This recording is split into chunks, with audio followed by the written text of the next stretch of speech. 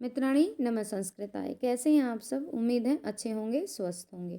Friends, स्वागत है आपका संस्कृत शिक्षा में और मैं हूं बिंदु शर्मा। आज हम करेंगे कारक की कुछ प्रश्नोत्तरी। ये बहुत ही महत्वपूर्ण है और सारे के सारे जो यदि आपने कारक पढ़ रखे हैं तो ये प्रश्नोत्तरी आपके लिए बहुत ही लाभदायक रहने वाली है। फ्रेंड्स, यदि कक्षा अच्छी लगे तो प्लीज़ लाइक कीजिए, शेयर कीजिए, कमेंट कीजिए और चैनल पर नए हैं तो प्लीज़ चैनल को सब्सक्राइब कीजिए। आपका एक सब्सक्राइबर और एक लाइक, एक कमेंट अगली वीडियो बनाने के लिए प्रेरित करता है। तो आइए शुरू करते हैं। कारक कारकत्वम किम? तो क्रियाजनकत्वम कारकत्वम, क्रियाजनकत्वम कारकत्वम। कति कारकाणि? कारकाणि षट्, कारकाणि षट्। प्रातिपदिकार्थ मात्रे किम भवति? तो प्रथमा विभक्ति। और इसका पूरा सूत्र क्या है? प्रातिपदिकार्थ क्या है? प्रातिपदिकार्थ लिंग परिमाण वचन मात्रे प्रथमा। तो क्या है? प्रातिपदिकार्थ लिंग परिमाण वचन मात्रे प्रथमा। ये थोड़ा सा देख लेते हैं हम। अब प्रातिपदिकार्थ में क्या आएगा? प्रातिपदिकार्थ में आएगा, प्रातिपदिकार्थ मात्र में क्या आएगा? ये आएगा उच्चई, निश्चयी, कृष्ण, श्री। ये जो के त्यों आते हैं फ्रेंड्स, ये उदाहरण ऐसे के ऐसे आते हैं। कृष्ण, श्री और ज्ञानम। और लिंग मात्र में क्या आएगा? लिंग मात्र में क्या आएगा? तटः, तटीहि और तटम। लिंग मात्र में क्या आएगा? तट, तटी, तटम। परिमाण में क्या आएगा? परिमाण में द्रोणो, व्रीहि। क्या आएगा? द्रोणो, व्रीहि। तो क्या हो गया हमारा? प्रातिपदिकार्थ लिंग परिमाण वचन मात्रे प्रथमा। तो इन सब में कौन सी विभक्ति होती है? प्रथमा। और प्रथमा विधायक सूत्र क्या है? संबोधने च। प्रथमा विधायक सूत्र कौन सा है? संबोधने च। आगे देखते हैं। प्रथमा विभक्ति कारकम किम? कर्ता कारकम। द्वितीय विभक्ति कारकम किम? कर्म कारक। तृतीय विभक्ति का कारक कौन सा है? कर्ण कारक। चतुर्थी विभक्ति का संप्रदान। पंचमी विभक्ति का कारक है अपादान। और षष्ठी विभक्ति का कारक क्या है? कार का अभाव। सप्तमी विभक्ति का कारक अधिकरण कारक। अगला प्रश्न है रामम बिना, रामेण बिना, रामाद बिना इत्यत्र क प्रयोग शुद्ध। तो इसमें कौन सा प्रयोग शुद्ध है? तो इसमें सारे ही शुद्ध हैं। परिमाण मात्र से उदाहरण अस्ति। तो अभी अभी हमने पढ़ा है द्रोणो व्रीहि। आगे देखते हैं। संबोधने च अनेन की किम भवति? तो प्रथमा। संबोधने च में कौन सी विभक्ति होती है? प्रथमा। उक्त कर्म में क्या विभक्ति होती है? तो ये होती है प्रथमा। कर्तृ ईप्सितम कारकम किम? तो कर्म। क्या है? कर्तृ ईप्सितम कर्म। आगे अनुक्ते कर्मणि का विभक्ति। तो उक्त में प्रथमा और अनुक्त में द्वितीया। अकथितं च सूत्रम इदम किम करोति? तो अकथितम च सूत्र क्या करता है? तो ये कर्म संज्ञा करता है। इसमें क्या है फ्रेंड्स? इसमें जो है ये 16 द्विकर्मक धातुएं होती हैं। कितनी? 16 द्विकर्मक धातुएं होती हैं। कौन कौन सी होती हैं ये? दूहु, याच, पच, दंड, रुध, प्रछ, ची, ब्रू, सास, जी, मथ और मुश। आगे नी, रे, कृष और वह। ये 16 द्विकर्मक धातुएं होती हैं। किसमें आती हैं ये? अकथितम च में। तो अकथितम च सूत्र क्या करता है? ये कर्म संज्ञा करता है। गाम दोग्धी पय अत्र अकथितम किमस्ति तो गाम है। आगे बलि याचदे वसुधाम, तो बलिम याचदे वसुधाम, तो इसमें क्या होगा, बलि पद में कर्म संज्ञा किससे होगी, ये अकथितम च से किससे होगी, तो याच में, तो बलिम याचते वसुधाम। आगे आगे देखते हैं, अधिशींग स्थाम कर्म सूत्रे उदाहरण किमस्ति, तो हरि वैकुंठम अधिशिते, हरि वैकुंठम अधिशिते। आगे देखते हैं, उपवसति वैकुंठम हरि, अत्र केन सूत्रेण कर्म संज्ञा, उपवसति वैकुंठम हरि में किस सूत्र से कर्म संज्ञा होती है, उपानव ध्वा अंगवसः, कस्य योगे द्वितीय न भक्ति न भवती, किसके योग में द्वितीया नहीं होती, तो नम, इसमें कौन सी होती है, चतुर्थी, इसमें कौन सी होती है, चतुर्थी। आगे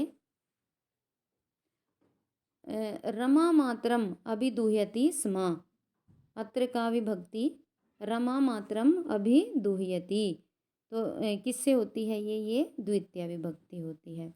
लक्षणे द्योते अनु इत्यस्य का संज्ञा भवती, उपसर्ग संज्ञा। कर्म प्रवचनीय में कौन सी संज्ञा होती है, कर्म संज्ञा। अनु हरिम सुराहा, अत्र अनु इति किम, तो ये कर्म प्रवचनीय से हुई है। आगे वृक्षम प्रति विद्योतते विद्युतम, अत्र कर्म प्रवचनीय, तो प्रति। सहयुक्त अप्रधाने में कौन सी विभक्ति होती है, सहयुक्त प्रधाने में कौन सी विभक्ति होती है, तो ये होती है तृतीया विभक्ति। कौन सी होती है, तृतीया विभक्ति। आगे देखते हैं, और कर्ण संज्ञा विधायक सूत्र कौन सा होता है, कौन सा होता है, साधकतम, साधकतम करणम, ये कर्ण संज्ञा विधायक सूत्र है। और तृतीया कौन सा सूत्र करता है, तृतीया कौन सा सूत्र करता है, कर्तृ करण्योस तृतीया, ये तृतीया विधायक सूत्र है। जैसे इसका उदाहरण क्या पूछते हैं कई बार, रामेण बाणेन हतो बाली, बाली। आगे देखते हैं, ये यहाँ तक कर लिया था हमने। संयुक्त प्रधान में कौन सी विभक्ति होती है, तृतीया विभक्ति। जटाभि स्थापस्य में कौन से सूत्र से तृतीया हुई है, तो इत्थम उत्तम लक्षणे। आइए, हेतु अनेन सूत्रेण भवति, हेतु में कौन सी विभक्ति लगती है, तृतीया। विप्राय गाम ददाति, अत्र विप्राय पदस्य का संज्ञा, तो कौन सी संज्ञा होती है, विप्राय कौन सी होती है, ये होती है संप्रदान संज्ञा। हरिये रोचते भक्ति में प्रियमाण क्या है, तो इसमें है हरि, हरि को भक्ति अच्छी लगती है, तो इसमें प्रियमाण कौन है, हरि। रामः सीता लक्ष्मणाभ्याम सह वनम अगच्छत, इसमें वाक्य में जो सीता लक्ष्मणाभ्याम सह, इसमें कारक क्या है, तो करण कारक है, तो कौन सी विभक्ति आएगी, तृतीया विभक्ति। अपादान की विभक्ति कौन सी होती है, पंचमी। और भित्रा अर्थानाम भय हेतु अनेन सूत्रेण किम भवति, तो ये भी अपादान संज्ञा इसकी होती है, जब किसी से भय लगता है, तो कौन सी विभक्ति होती है, अपादान। हेतु शब्द के प्रयोग में कौन सी विभक्ति होती है, षष्ठी विभक्ति। कौन सी, षष्ठी। क्रय उद्योगे कर्तरी कर्मणि च प्रयोगे का विभक्ति, तो षष्ठी विभक्ति होती है। कौन सी विभक्ति होती है, षष्ठी। और षष्ठी विभक्ति विधायक सूत्र क्या होता है, षष्ठी शेषे, क्या होता है, षष्ठी शेषे। आगे देखते हैं,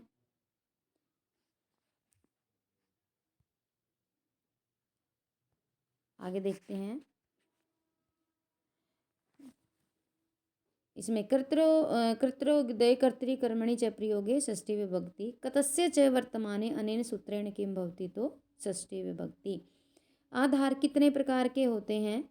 आधार होते हैं 3 प्रकार के। कौन से कितने होते हैं आधार? 3 प्रकार के होते हैं। कौन कौन से? औपश्लेषिक, औपश्लेषिक आधार होता है, और दूसरा होता है वैषयिक। दूसरा आधार कौन सा होता है? वैषयिक होता है। और तीसरा आधार होता है कौन सा? अभिव्यापक। कौन सा? अभिव्यापक। तो पहला जो आधार होता है औपश्लेषिक, औपश्लेषिक का ये उदाहरण है। पहला है औपश्लेषिक। तो इसका उदाहरण कौन सा पूछा जाता है फ्रेंड्स? इसका उदाहरण पूछा जाता है कटे आस्ते। इसका उदाहरण कौन सा पूछा जाता है? कटे आस्ते। दूसरा आधार है इसका, एक और है स्थाल्याम पचती। स्थाल्याम पचती। अब दूसरा है हमारा आधार वैषयिक। ये विषय के बारे में बताया जाता है। दूसरा है वैषयिक। तो इसमें कौन सा आएगा? मोक्षे। ये ऐसे के ऐसे उदाहरण आते हैं पेपर में। मोक्षे इच्छस्ति।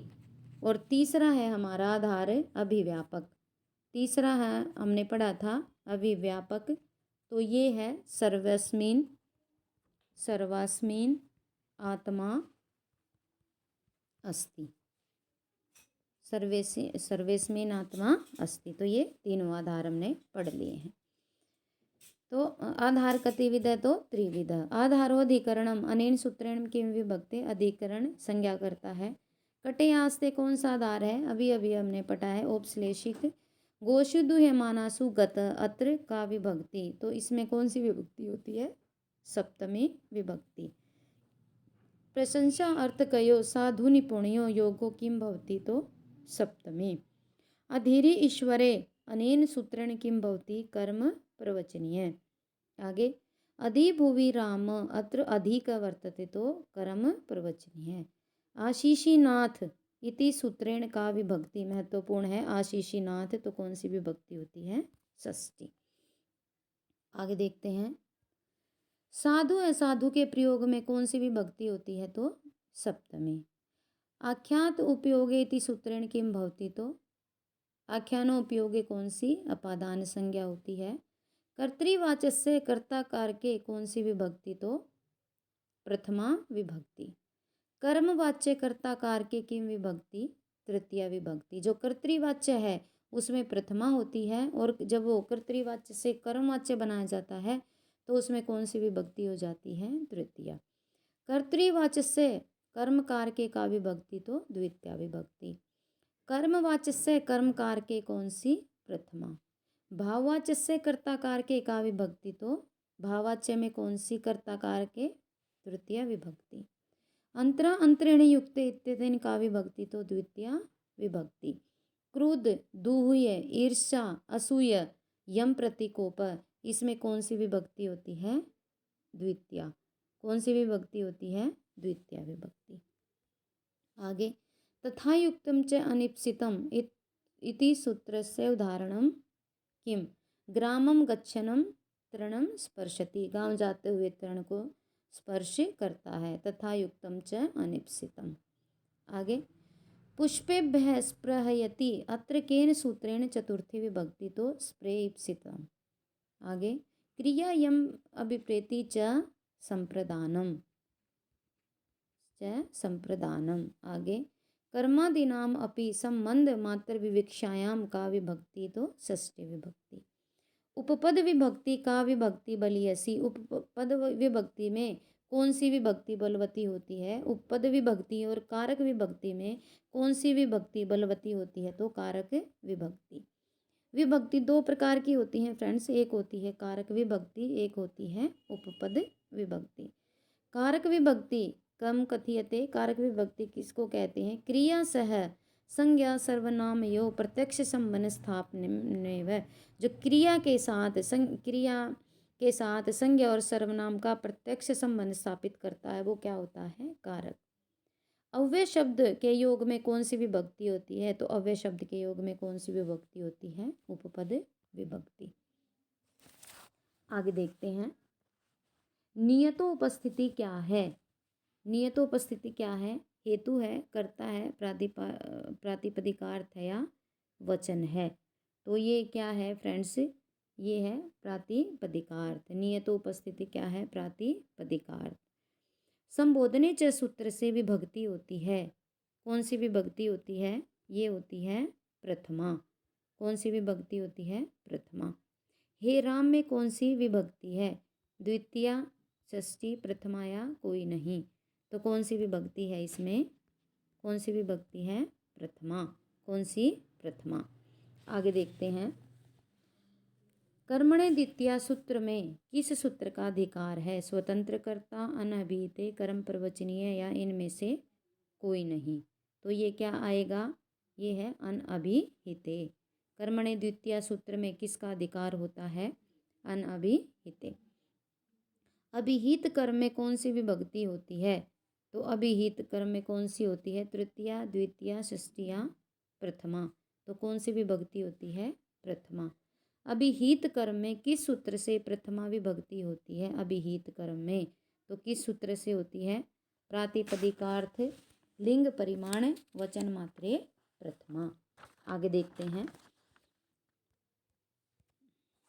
कारके यह कैसा सूत्र है? तो कारके कैसा सूत्र है फ्रेंड्स? ये विधि सूत्र है, विधि सूत्र है, अधिकार सूत्र है, नियम सूत्र है या परिभाषा सूत्र है। तो कारके कैसा सूत्र है? ये है अधिकार सूत्र। कारके कैसा सूत्र है? ये है अधिकार सूत्र। कर्ता का इष्टतमम कारक कौन सा है? तो कर्ता का इष्टतमम कारक कौन सा है? कर्म। हरिम भजती में हरि क्या है? हरिम भजती में हरि क्या बताया गया है? तो हरि बताया गया है कर्म। क्या बताया गया है? कर्म। आगे देखते हैं, गाम दोग्धीपय में गो की कर्म संज्ञा किस सूत्र से हुई है? तो गाम दोग्धीपय में किस सूत्र से हुई है? अकथितम च कर्तुरीप्सितम कर्म तथा युक्तम च अनिप्सितम या कर्मणे द्वितीया। तो किससे हुई है? ये हुई है अकथितम च से।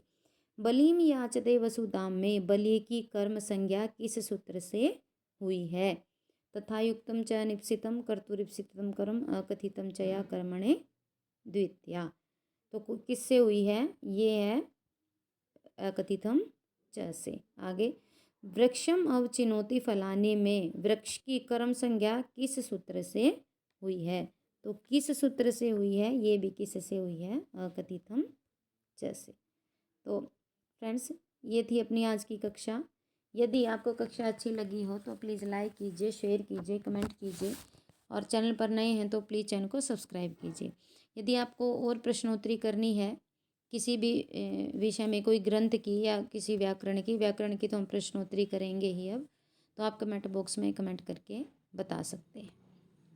तो आज का आपका प्रश्न है कि हमने जो कारक किए हैं, एक सूत्र पढ़ा था हमने कि अधिकार कितने प्रकार के होते हैं, आधार कितने प्रकार के होते हैं। तो तीनों आधार के आधार कौन कौन से हैं? तो वो तीनों आप कमेंट बॉक्स में बताएंगे। तो फ्रेंड्स, आज के लिए बस इतना ही।